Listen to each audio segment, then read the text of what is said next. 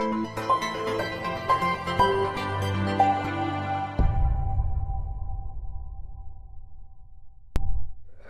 los 15 negros los considero mis hijos, es decir, son la gente a la que yo intento dar de comer todos los días y por lo tanto son mis hijos. Y dice, 15 hijos míos han muerto en esa playa. Usted pudo salvarlos, no lo ha hecho, por lo tanto yo le hago responsable. La ley puede que no, la ley no, pero yo le hago responsable y yo se los reclamo a usted. Y no se presente usted delante de mí sin darme cuenta de los hijos que se ha llevado. No se presente.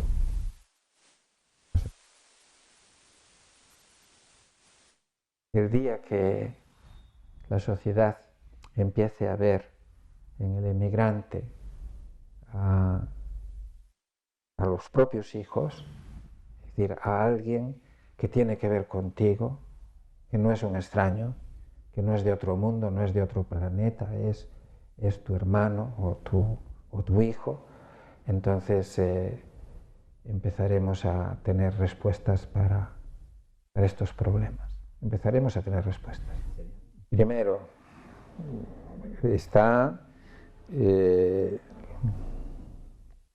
la responsabilidad personal de cada uno de los que intervinieron aquel día y que se encontraron viviendo lo que vivieron allí.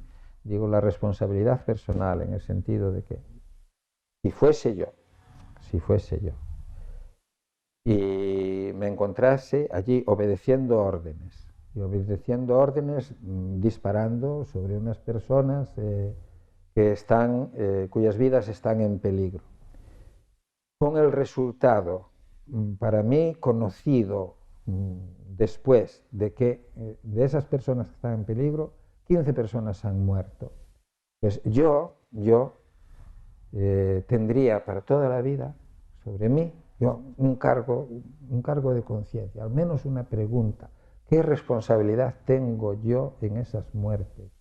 Eso me quedaría ahí para toda la vida y no valdría de nada que todos los jueces del mundo dictaminasen que mi responsabilidad ante la sociedad es nula, porque una cosa es la responsabilidad ante la sociedad o ante la ley y otra cosa es la responsabilidad ante mi propia conciencia y no digamos si soy un creyente ante Dios nuestro Señor. Por tanto, yo desearía, pido al Señor que la conciencia de aquellas personas realmente no cargue con ese peso durante toda la vida y no cargue porque de alguna manera han hecho frente a su problema, a su responsabilidad y han buscado tal vez en el ámbito del perdón lo que no se puede encontrar en el ámbito simplemente de la obediencia debida, ¿verdad? Eso por una parte, pero por otra parte está la ley. Cómo las leyes pueden permitir que unas personas disparen en nombre de la integridad de un territorio, de lo que sea, disparen sobre personas que como consecuencia se van a ahogar. Por lo menos, si no es una consecuencia directa, es una consecuencia indirecta. Yo, si me encontrase yo en aquella playa con aquellos 15 jóvenes en peligro de ahogarse y yo no entro en el mar a tratar de ayudarles, a mí probablemente se me hubiese condenado por omisión de socorro a unas personas en peligro de muerte, lo mismo que pasaría en una carretera con una atropellada, ¿verdad? Por lo tanto, también en eso uno se pregunta qué pasa con la ley, qué pasa con la justicia, qué pasa con los legisladores. Luego te preguntas qué pasa con los mandos militares, es decir, con quienes dan órdenes a los soldados para que ejecuten, o en este caso a la Guardia Civil, para que ejecuten determinadas acciones. Te preguntas por la responsabilidad de los mandos políticos, porque normalmente el militar obedece a unas órdenes que se reciben de una autoridad civil. Es que estas personas realmente no se hacen nunca a sí mismas la pregunta: ¿hicimos aquello, fue lo correcto? si no se hacen la pregunta, mucho me temo que tenemos una gravísima deficiencia moral en nuestra formación y en nuestras vidas. Mucho me temo. Yo por lo menos me considero obligado a hacer preguntas. No, yo supongo que ha habido una orden, tengo que suponerlo, que hay una orden y que en ese sentido hay responsabilidad política.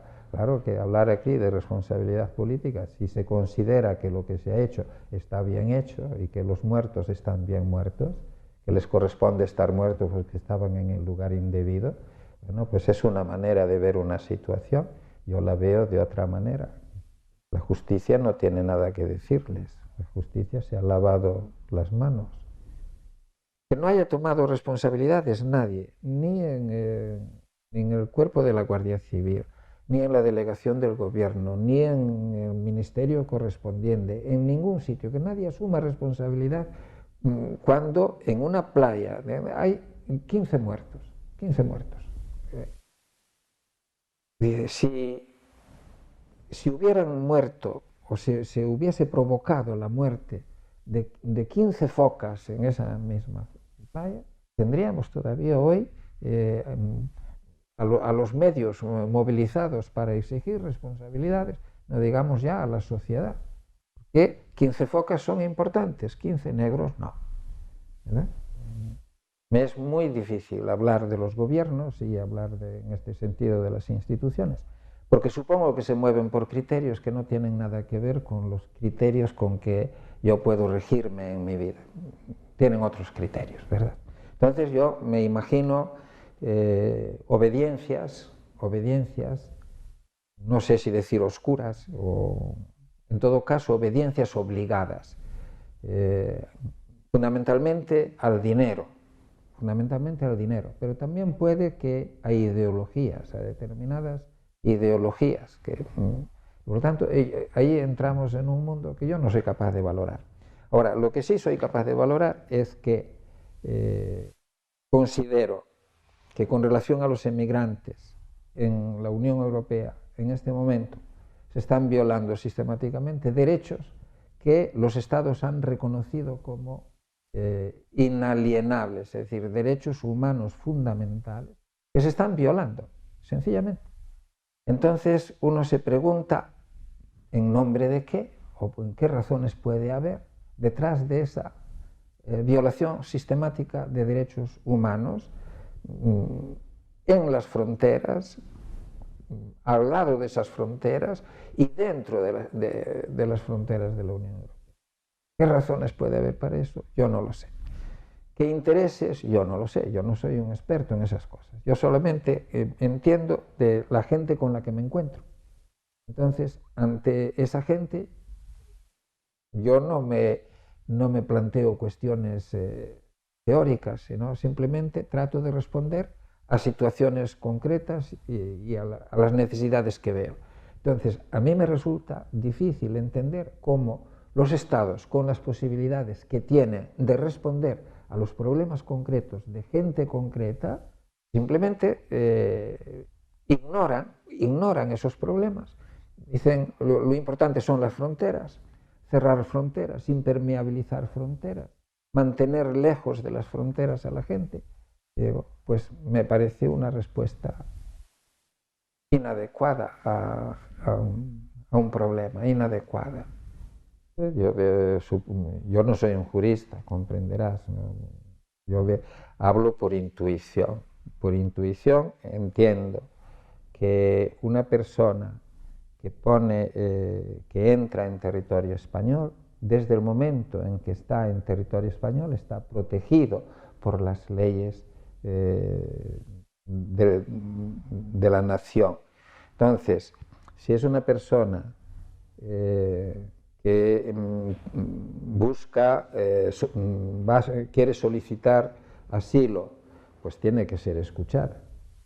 Es una persona que huye en la frontera, pues sencillamente del hambre o de la violencia o de cualquier otra cosa que tiene derecho a ser escuchada.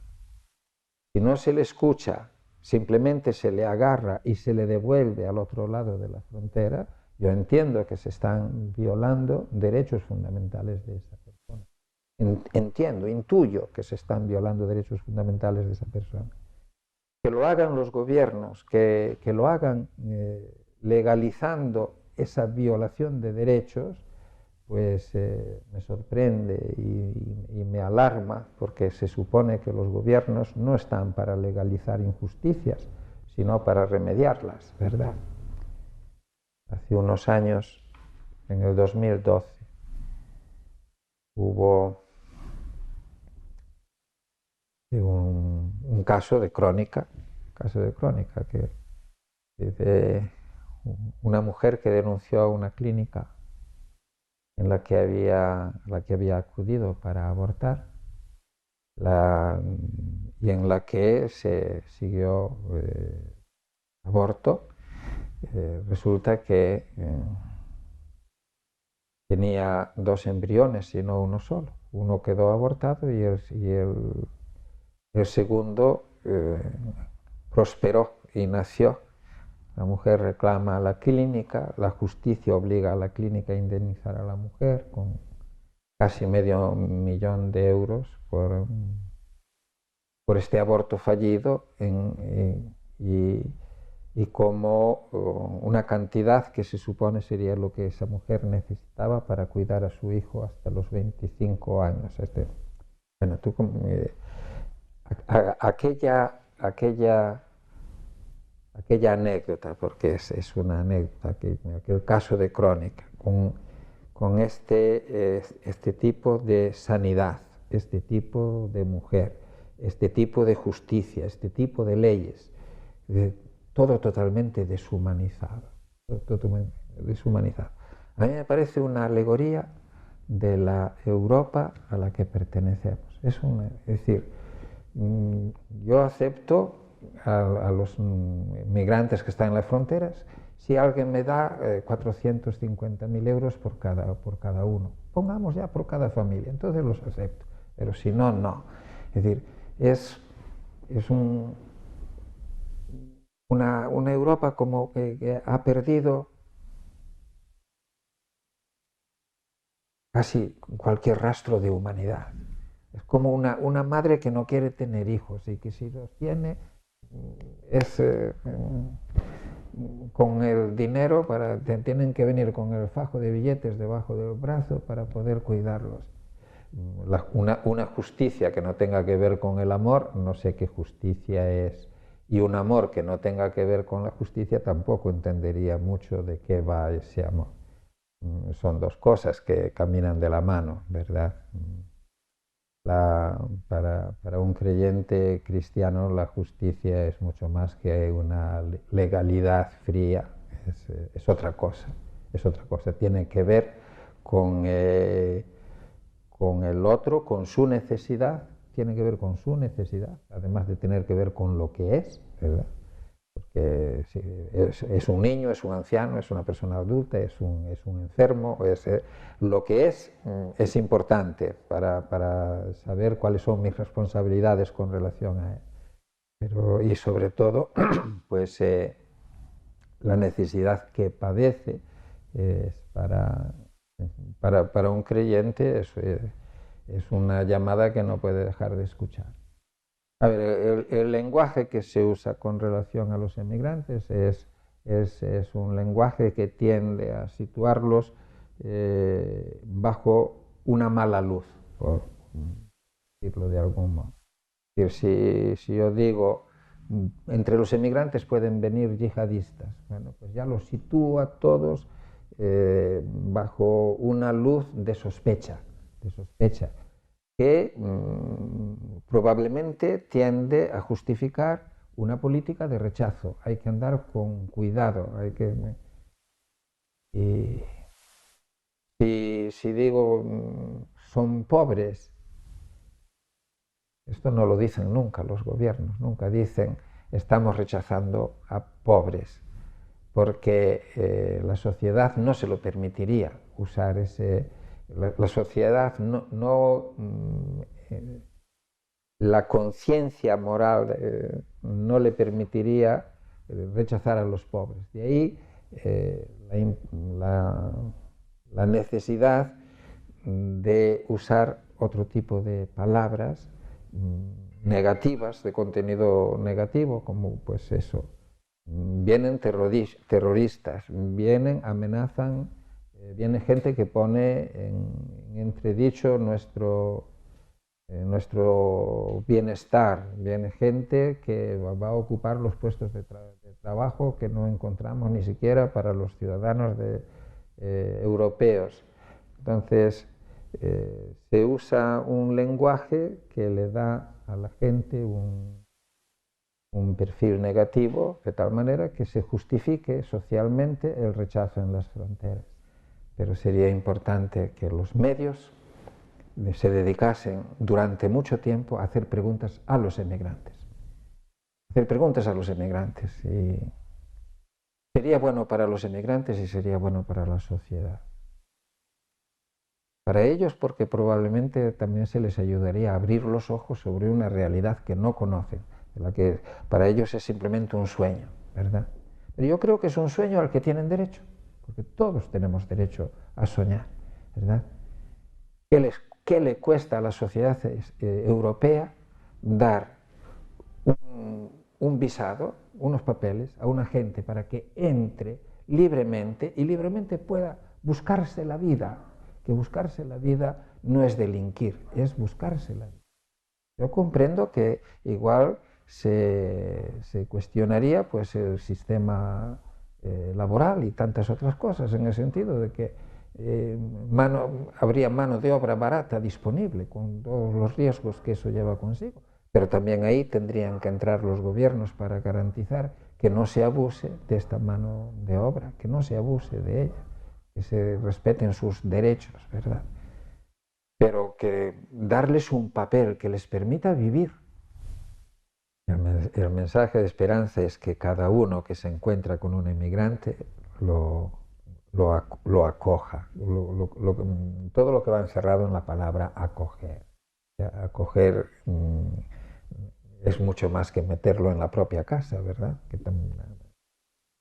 Acoger es no mirar con sospecha, acoger es dar la mano, acoger es preguntar, acoger es ayudar, acoger son muchas cosas que el sueño es que hagan de la vida de un emigrante, que siempre será muy dura, que haga un espacio de normalidad.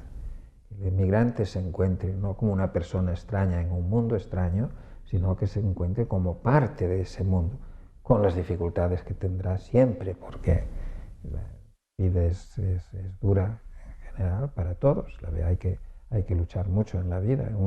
Y un emigrante, todos tenemos que comprender que tiene que luchar mucho más, porque parte desde una condición de inferioridad, lamentablemente. Todos debiéramos de partir de las mismas condiciones. Él no, él parte ya con desventaja. Y eso creo que en las sociedades europeas tendría que ser una señal de alerta, no para defendernos de ellos, sino para estar más cerca, Yo creo que se lo debemos.